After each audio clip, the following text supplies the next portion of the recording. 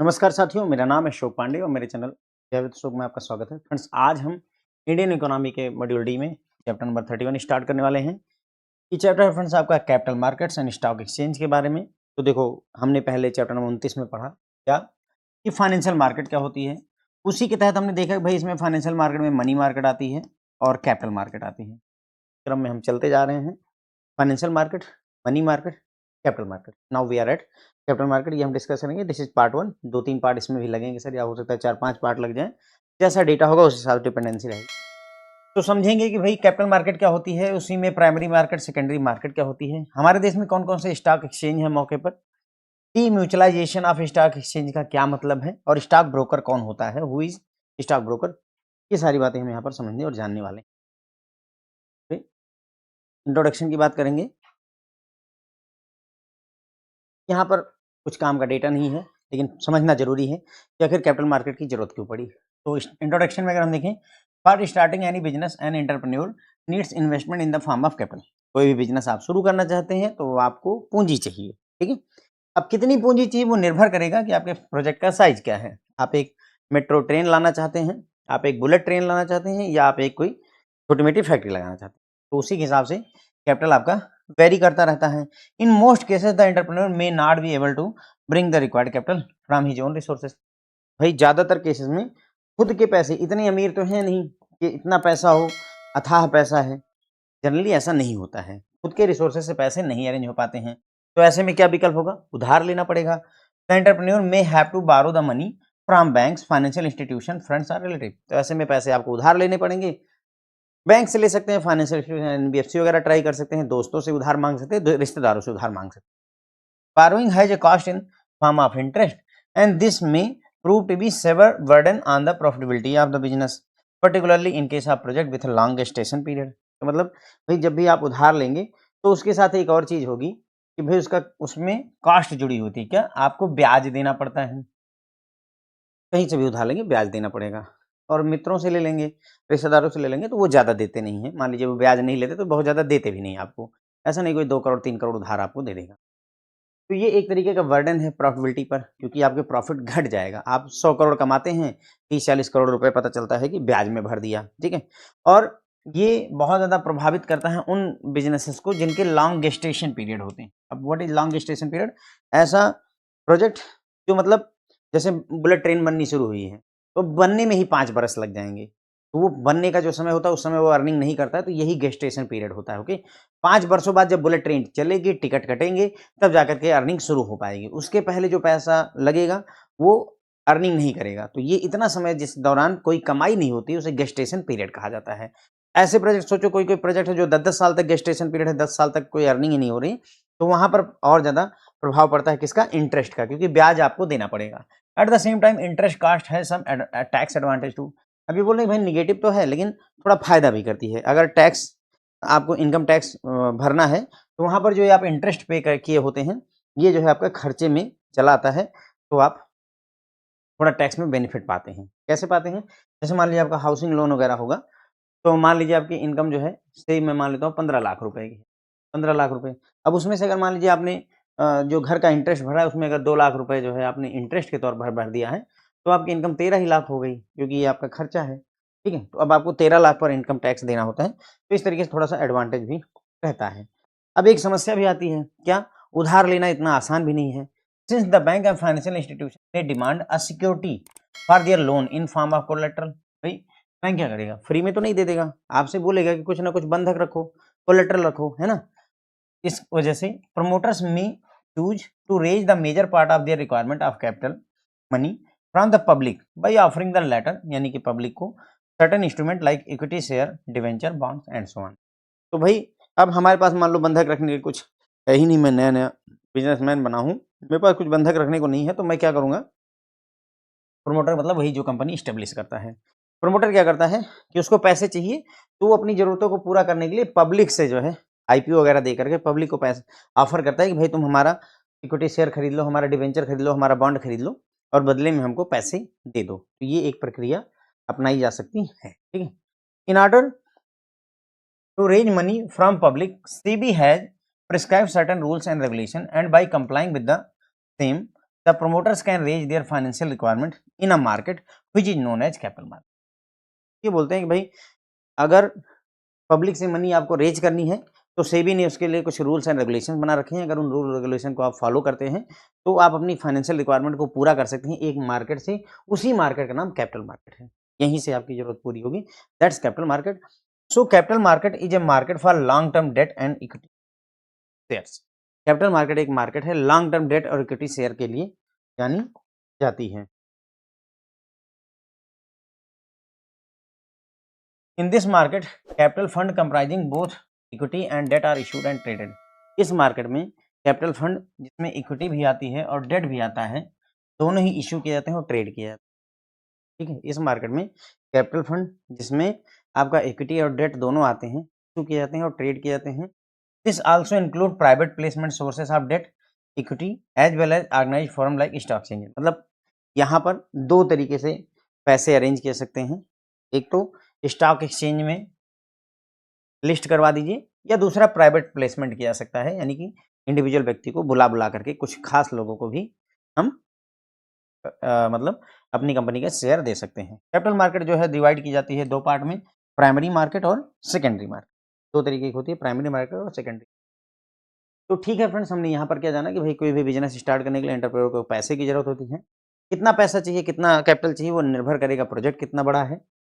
ज़्यादातर केसेस में इंडिविजुअल खुद पैसे कैपिटल अरेंज नहीं कर पाता है अपने रिसोर्सेज से, तो ऐसे में उसको उधार लेना पड़ता है, चाहे बैंक से, चाहे दोस्तों से, चाहे रिश्तेदारों से। ठीक, अब अगर आप उधार लेते हैं तो उस पर ब्याज भरना पड़ता है, जो कि आपके प्रॉफिटेबिलिटी को प्रभावित करता है। ठीक है, और इंटरेस्ट कॉस्ट का एक बेनिफिट भी है कि आपको टैक्स एडवांटेज मिलता है, क्योंकि बैंक और फाइनेंशियल इंस्टीट्यूशन आपसे सिक्योरिटी मांगते हैं, कोलेटरल के रूप में कुछ बंधक मांगते हैं। तो ऐसे में ये अवेलेबल करवा पाना जब मुश्किल होता है तो प्रमोटर क्या करते हैं, वो चले जाते हैं कहाँ, कैपिटल मनी रेज करने के लिए पब्लिक को अपना ऑफर करते हैं, इंस्ट्रूमेंट जैसे इक्विटी शेयर, डिवेंचर, बॉन्ड्स वगैरह ऑफर करके पैसे पब्लिक से रेज कर लेते हैं।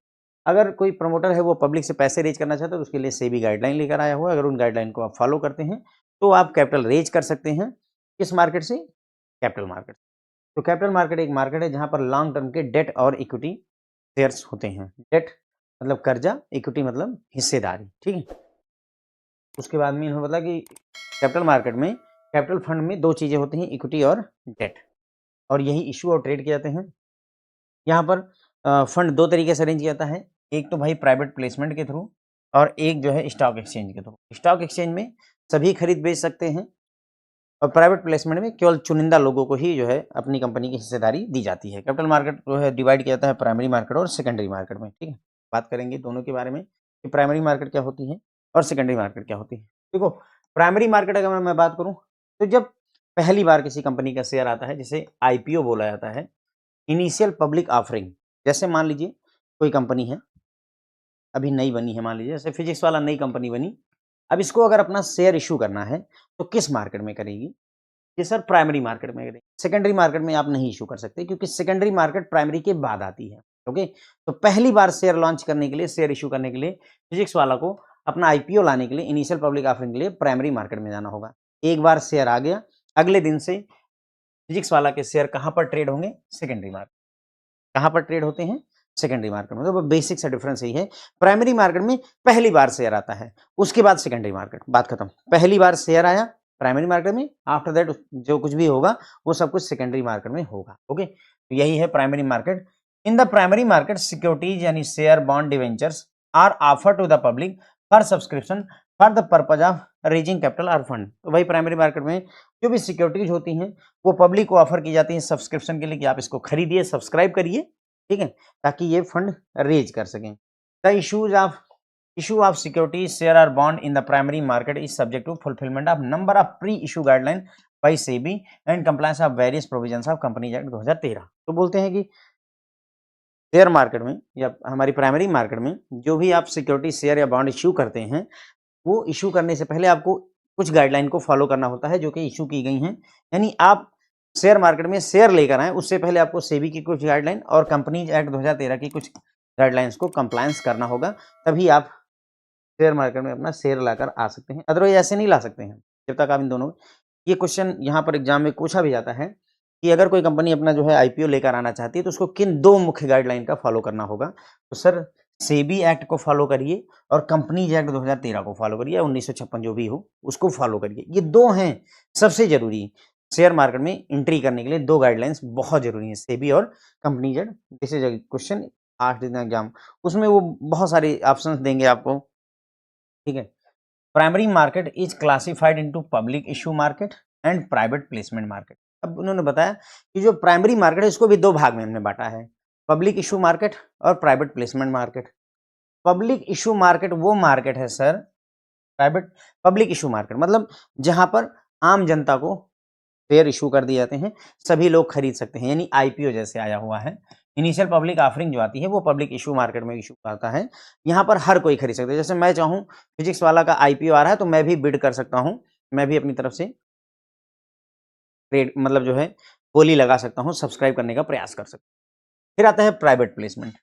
प्राइवेट प्लेसमेंट मार्केट, यहाँ पर पब्लिक नहीं होती है। यहाँ पर मैं जैसे सोचिए कि कोई कंपनी है, मैं मान लेता हूँ कि जो है अडानी अडानी ग्रीन्स का शेयर आने वाला है। अडानी ग्रीन्स अपना आईपीओ ला रहा है, आईपीओ नहीं लाएगा, अडानी ग्रीन अपना प्राइवेट प्लेसमेंट करना चाहता है, तो वो प्राइवेट प्लेसमेंट में क्या करेगा, आम पब्लिक को ये अवेलेबल नहीं रहेगा, केवल अडानी ग्रीन्स जिन जिनको बुलाएगा वही वही लोग इसके शेयर को खरीद सकेंगे। जैसे मैं सोचूं कि अडानी ग्रीन का मैं शेयर खरीद लूं, तो मैं आईपीओ या शेयर नहीं खरीद सकता, क्योंकि मेरा जो है हो सकता है नाम उस प्राइवेट प्लेसमेंट वाली लिस्ट में ना हो, ठीक है।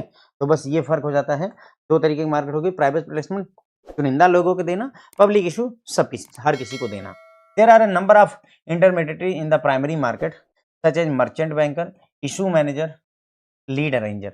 मतलब प्राइमरी मार्केट में बहुत, जब आप आईपीओ लेकर आ रहे होते हैं उसमें आपको बहुत से लोगों की हेल्प की जरूरत होती है, इसमें मर्चेंट बैंकर बैंक वगैरह हो गए, इशू मैनेजर यानी कि जो इशू आएगा उसको मैनेज करने के लिए भाई बहुत सारे डॉक्यूमेंट्स होते हैं, बहुत सारी गाइडलाइंस होती हैं, इनको फॉलो करना पड़ता है, लीड अरेंजर, ये सारी चीजें, ये सब लोग वहां पर मौजूद हैं जो आपकी हेल्प करते हैं।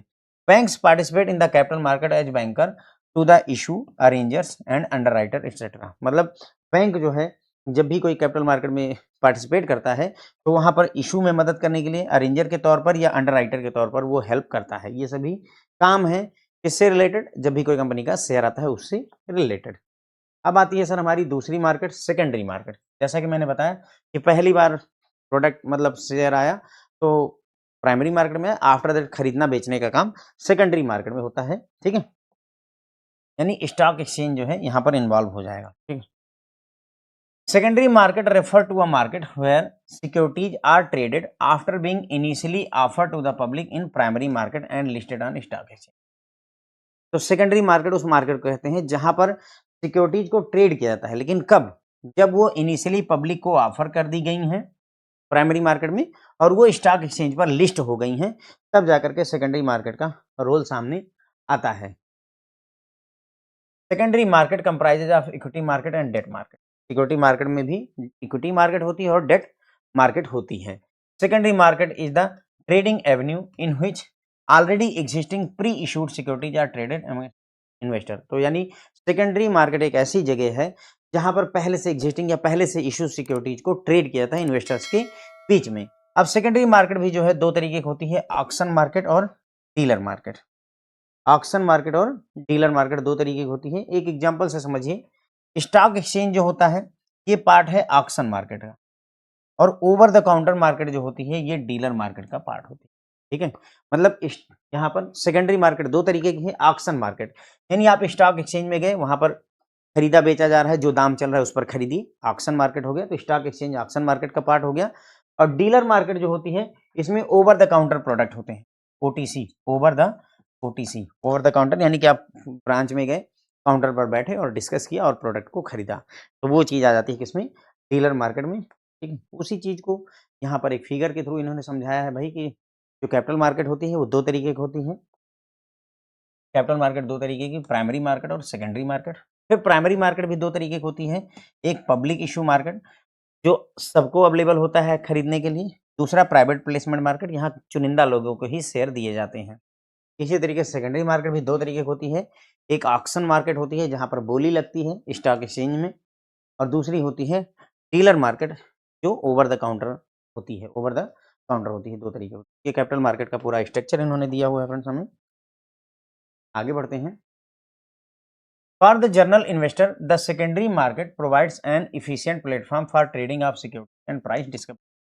तो आम आदमी के लिए, जनरल इन्वेस्टर्स के लिए सेकेंडरी मार्केट जो है एक बढ़िया प्लेटफॉर्म देती है सिक्योरिटीज को ट्रेड करने के लिए, प्राइस डिस्कवरी करने के लिए। Bank facilitate secondary market transaction by opening direct trading and demat account to individuals and companies. तो अब सेकेंडरी मार्केट में बैंक कैसे मदद करते हैं, तो वो क्या करते हैं, ट्रेडिंग और डीमैट अकाउंट खोलते हैं अपने कस्टमर्स का, और जिसकी सहायता से बैंक मतलब जो है कस्टमर अपना ट्रेडिंग वगैरह कर सकता है, सेकेंडरी मार्केट में ट्रांजेक्शन कर सकता है।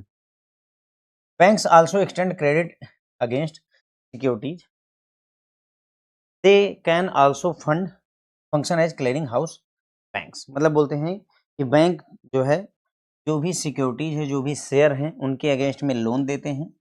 यस, अगर आपके पास किसी कंपनी का शेयर है, टाटा का शेयर है, ला करके आप लोन ले लीजिए, कोई दिक्कत नहीं है।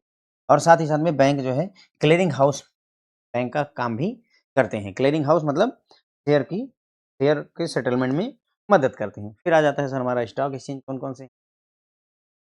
तो ठीक है, हमने यहाँ पर बात कर ली थी ये भाई शेयर मार्केट की या कैपिटल मार्केट की हमें ज़रूरत क्यों पड़ी।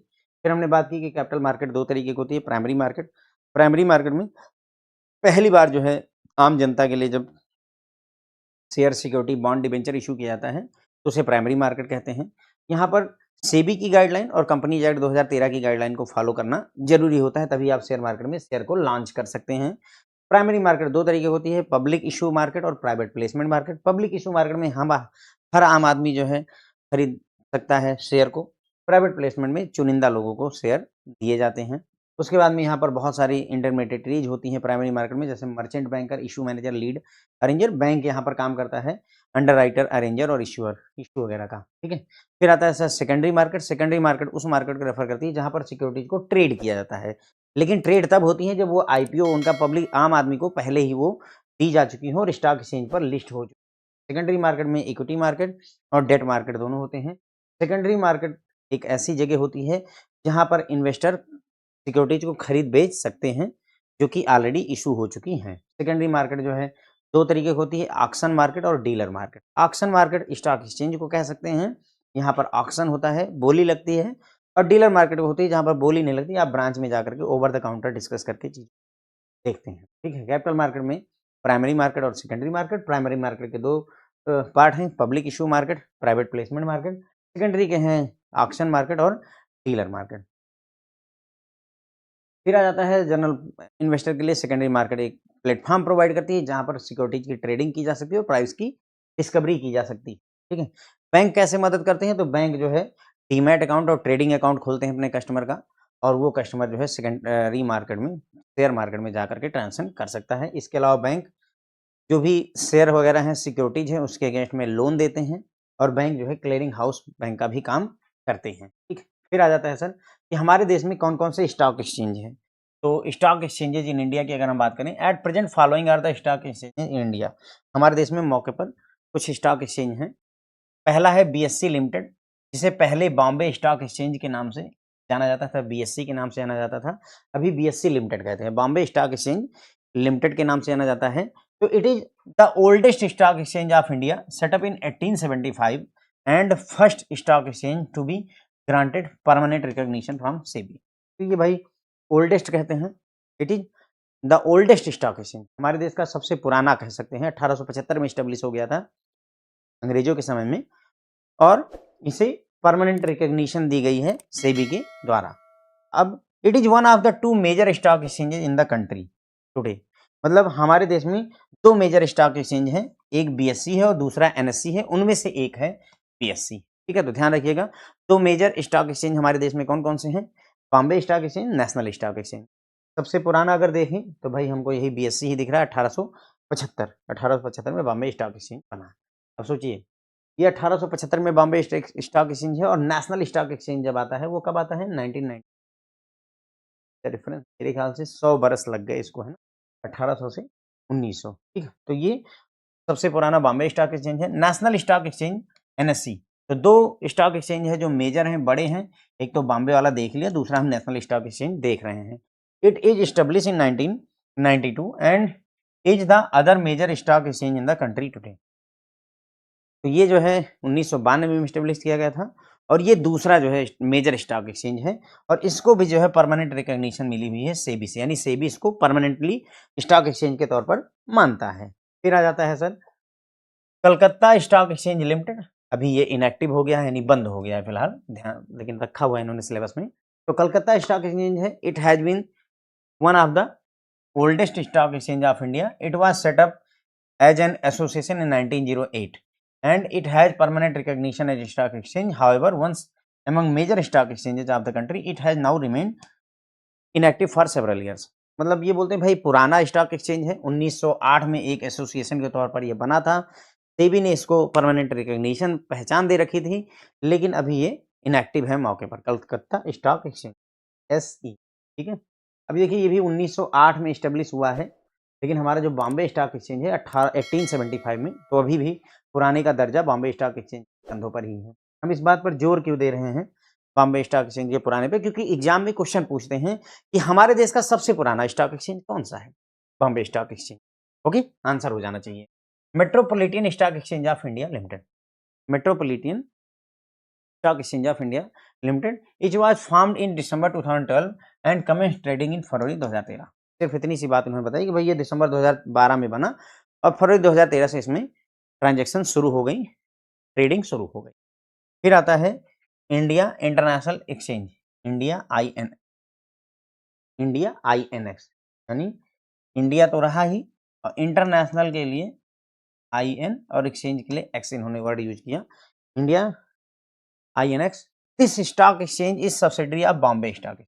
ध्यान रखें इंडिया INX जो है बॉम्बे स्टॉक एक्सचेंज का एक सब्सिडरी है, मेन हो गया BSE और उसका एक सब्सिडरी इंडिया INX हो गया and has been set up in IFSC international financial service centre, gift city Chandigarh, sorry Gandhinagar, Chandigarh Gandhinagar. ठीक है, तो ये कहाँ पर है इंडिया INX, ये सर एक गिफ्ट सिटी बनाई है सरकार ने गांधीनगर गुजरात में, वहां पर IFSC स्टेब्लिश किया गया है, इंटरनेशनल फाइनेंशियल सर्विस सेंटर। मतलब इंडिया के अंदर में विदेश वाला इन्वायरमेंट देने का प्रयास किया गया है गिफ्ट सिटी के अंदर में, वहीं पर IFSC है इंटरनेशनल फाइनेंशियल सर्विस सेंटर और उसी में ही ये स्टॉक एक्सचेंज है इंडिया INX। ठीक है, अब India INX is officially the first international stock exchange in gift city. ये क्वेश्चन दिसंबर 2025 का है, दिसंबर 2026 सॉरी दिसंबर 2026 में, सॉरी अभी जो एग्जाम हुआ था सर जून 2026, उसमें इन्होंने पूछा था, जून 2026 में इन्होंने पूछा था कि ये बताओ, सवाल क्या था कि IFSC गिफ्ट सिटी चंडीगढ़ में इस्टेब्लिश होने वाला पहला स्टॉक एक्सचेंज कौन सा है। सवाल ये था कि IFSC यानी international financial service centre gift city Gandhinagar में इस्टेब्लिश होने वाला पहला स्टॉक एक्सचेंज कौन सा है। तो ध्यान रखिएगा ऐसे नहीं दिया हुआ था, ऑप्शन में यही दिया हुआ था, ध्यान रखिएगा इंडिया INX है। कौन है? इंडिया INX पहला स्टॉक एक्सचेंज है जो गिफ्ट सिटी में इस्टेब्लिश किया गया है। ठीक है, फिर आ जाता है NSE IFSC लिमिटेड। NSC अब नाम में ही NSC लगा हुआ है, IFSC अगेन यही इंटरनेशनल फाइनेंशियल सर्विस सेंटर ये भी लगा हुआ है, तो कुछ बातें क्लियर हो जाती हैं। क्या NSC यानी ये NSC का सब्सिडरी है और दूसरा FSC यानी FSC gift city Gujarat Gandhinagar के अंदर में है, बराबर है। This stock exchange is subsidiary of NSC, ठीक, NSC की सब्सिडरी है और it has been set up in international financial service centre gift city Gandhinagar, ये भी गांधीनगर गिफ्ट सिटी के अंदर में स्टेब्लिश किया गया है। तो बातें एकदम क्लियर हो जाती हैं इससे। फिर आ जाता है अगला over the counter exchange of India limited, OTCEI,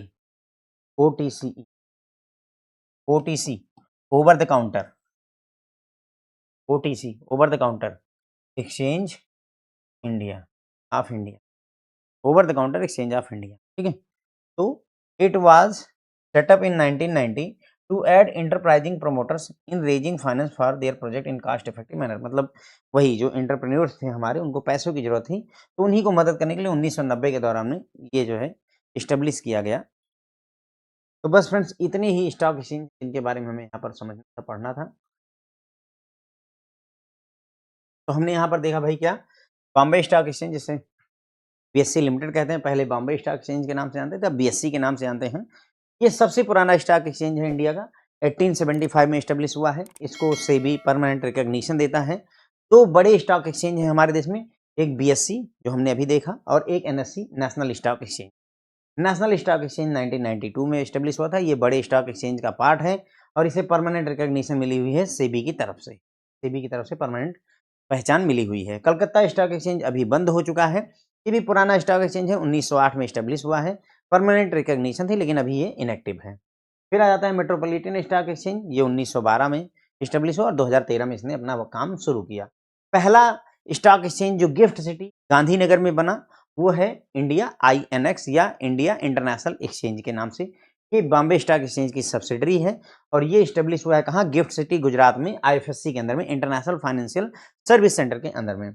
NSC IFSC limited, NSC IFSC limited ये जो है आपका वहीं पर ही है। देखिए अब यहाँ पर कंफ्यूजन क्या बनी, देखो दो स्टॉक एक्सचेंज हो गए, एक इंडिया आईएनएक्स और दूसरा एनएससी आईएफएससी लिमिटेड। दो स्टॉक एक्सचेंज हो गए, दोनों ही गिफ्ट सिटी गांधीनगर के अंतर्गत हैं। तो सवाल ये पूछा कि बताओ पहले कौन स्टेब्लिश हुआ, ठीक है, इस तरीके से उन्होंने गुमराह किया था। तो ध्यान रखिए इंडिया आईएनएक्स पहला इंटरनेशनल स्टॉक एक्सचेंज है जो गिफ्ट सिटी में स्टेब्लिश हुआ। एनएससी आईएफएससी लिमिटेड क्लियर होगा, ये एनएससी की सब्सिडरी है और कहाँ स्टेब्लिश हुआ, गांधीनगर में, वही आपका गिफ्ट सिटी के अंदर में आईएफएससी के तहत, ठीक है। फिर एक और बचता है over the counter stock exchange of India limited, तो ये 1990 में एंटरप्रेन्योर की हेल्प करने के लिए बनाया गया। अब आता है डीम्यूचुअलाइजेशन। डीम्यूचुअलाइजेशन ऑफ द स्टॉक एक्सचेंजेस का क्या मतलब है, ऐसे समझिए जैसे पहले जो है mutual fund sorry stock exchange किसी विशेष व्यक्ति के हाथ में था और अब वो जो है आम जनता के हाथ में आ जाए तो ही डीम्यूचुअलाइजेशन कहलाता है, ठीक है। यानी कि जैसे पहले फेसबुक जकरबर्ग के हाथ में था, फिर वो पब्लिक कंपनी बना और उसके बाद में उसके शेयर बांटे गए लोगों के बीच में, तो ये जो प्रक्रिया हुई यह डीम्यूचुअलाइजेशन, ठीक है।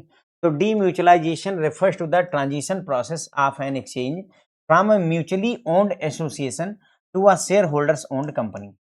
यानी अब ये म्यूचुअली ओन्ड जो 3-4 लोग मिल करके ओनरशिप रखते थे स्टॉक एक्सचेंज की, वहां से हट करके अब ये शेयर होल्डर द्वारा ओन की जाने वाली एक कंपनी में बदल जाता है। दूसरे शब्दों में कहें, transforming the legal structure of an exchange from a mutual firm to business corporation firm is referred as demutualisation, ठीक है। तो किसी स्टॉक एक्सचेंज का लीगल स्ट्रक्चर म्यूचुअल फर्म से बदल करके बिजनेस कारपोरेशन के फर्म में बदला जाए तो उसे ही सर डीम्यूचुअलाइजेशन कहते हैं।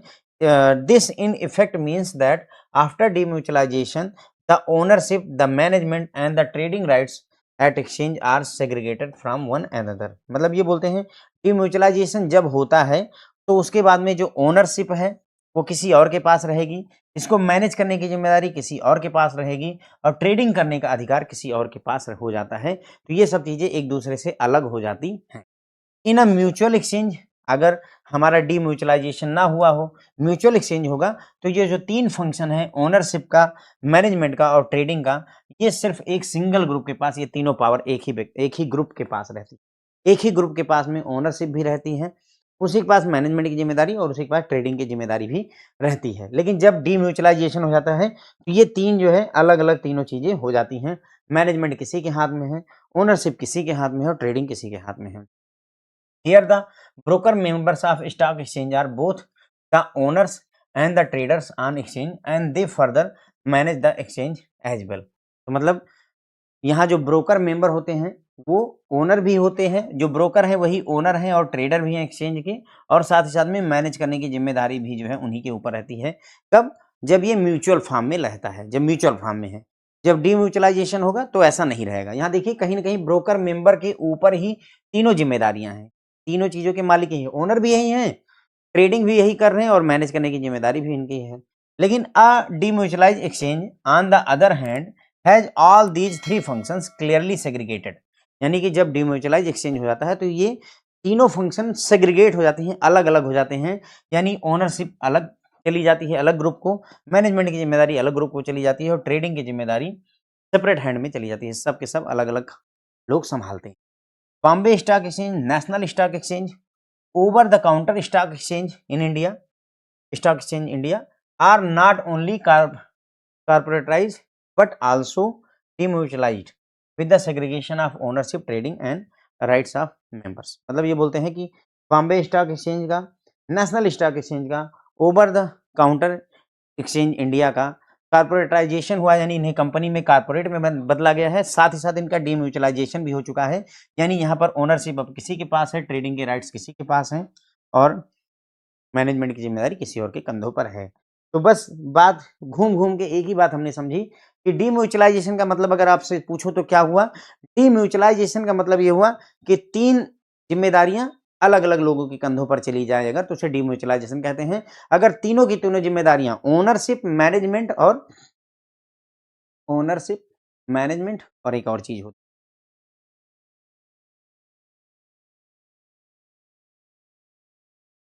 है, नहीं यार, एक होता है ओनरशिप, एक होता है मैनेजमेंट और एक ट्रेडिंग। यस, ट्रेडिंग की भी। तो अगर तीनों के तीनों अधिकार एक ही ग्रुप के पास हैं, तो वो म्यूचुअलाइज स्टॉक एक्सचेंज है, और अगर ये तीनों अधिकार 3 अलग-अलग ग्रुप के पास चले जाते हैं, तो उसे डीम्यूचुअलाइज स्टॉक एक्सचेंज कहते हैं। तो डीम्यूचुअलाइजेशन एक ऐसी प्रक्रिया है, जहां पर म्यूचुअली ओन्ड एसोसिएशन से एक्सचेंज बदल करके शेयर होल्डर्स ओन कंपनी में बदल जाता है। यानी पहले म्यूचुअली ओन्ड था, 4-6 लोग मिल करके इसको संभालते थे, उन्हीं की जिम्मेदारी सब कुछ थी। अब ये शेयर होल्डर्स की जिम्मेदारी, यानी शेयर होल्डिंग कंपनी में बदल चुका है। यानी हम लीगल स्ट्रक्चर बदलते हैं, इसे म्यूचुअल फॉर्म से बदल करके इसे हम बिजनेस कॉर्पोरेशन फॉर्म में ले आते हैं, जिसे डीम्यूचुअलाइजेशन कहा जाता है। डीम्यूचुअलाइजेशन के बाद में जो ओनरशिप है, मैनेजमेंट है और ट्रेडिंग के राइट्स हैं, वो सेग्रीगेट हो जाते हैं, अलग-अलग हो जाते हैं। अगर म्यूचुअल फॉर्म में है एक्सचेंज, हमारा स्टॉक एक्सचेंज, तो उसमें तीनों फंक्शन ओनरशिप, मैनेजमेंट और ट्रेडिंग सिर्फ एक सिंगल ग्रुप द्वारा हम मैनेज किया जाता है।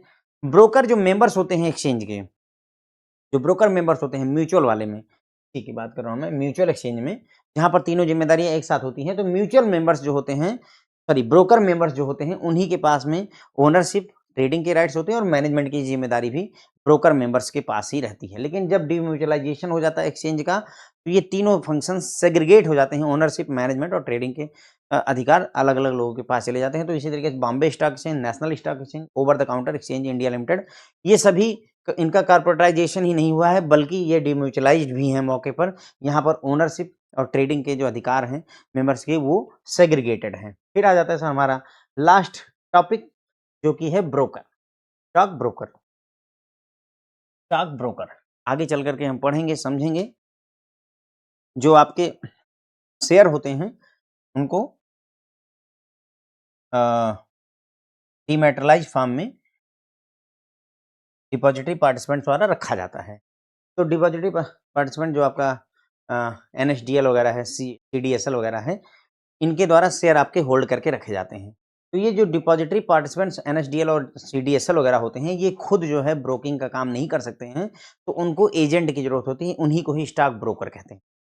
तो यही है, a broker is a member of recognised stock exchange who is permitted to do trading on the screen based trading system of different stock exchange. तो ब्रोकर एक मेंबर होता है, सदस्य बनना पड़ेगा। आप ब्रोकर बनना चाहते तो आपको सदस्य बनना पड़ेगा किसी न किसी रिकॉग्नाइज्ड स्टॉक एक्सचेंज पर, तब जा करके आपको उस स्टॉक एक्सचेंज में स्क्रीन बेस्ड ट्रेडिंग मतलब वेबसाइट पर ट्रेडिंग करने के लिए अलाउ किया जाता है। The broker is enrolled as a member with the concern exchange. जैसे आपको एनएससी में ब्रोकर बनना है, तो आपको नेशनल स्टॉक एक्सचेंज का मेंबर बनना पड़ेगा और आपको रजिस्टर करना होगा सेबी के साथ में। ठीक है, सेबी के साथ ब्रोकर को रजिस्टर होना होगा और स्टॉक एक्सचेंज के साथ उसका मेंबरशिप लेनी पड़ेगी। फिर ब्रोकर के पास सब ब्रोकर होते हैं, तो a sub broker is affiliated to a member, यानी अ ब्रोकर, मेंबर मतलब ब्रोकर हुआ ना, ये देखिए क्या बोला, ब्रोकर इज ए मेंबर। तो बोल रहा है कि सब broker is affiliated to a member of a recognised stock exchange and is a person who is registered with SEBI. तो यहाँ पर भी सब ब्रोकर जो होते हैं, ये जुड़े हुए होते हैं ब्रोकर